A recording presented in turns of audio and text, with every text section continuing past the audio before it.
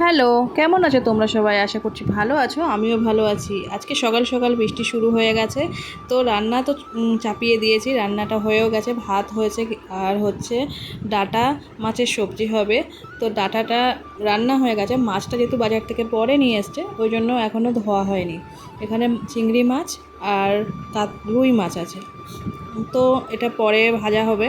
এখন হচ্ছে এখানে চিকেন দিয়ে ভাজা হচ্ছে,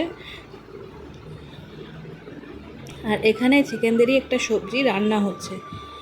তো আর তার সঙ্গে স্যুপ বানানো হবে, তাই জন্য স্যুপের জন্য ম্যারিনেট করে নিয়েছি প্রচুর পরিমাণে পেঁয়াজ দিয়ে, আর আমড়া দিয়ে খাটা আর আমড়ার আচার তৈরি হবে, ওই জন্য আমড়াটাকে ছিলছি, এখনও রেডি হয়নি, এখনও কিছুটা কাটতে বাকি আছে, এখন প্রচুর কাজ বাকি।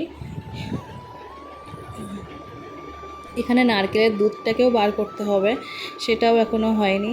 তো এইসব কাজগুলো করে নিই, দেখা হচ্ছে পরে ভিডিওতে।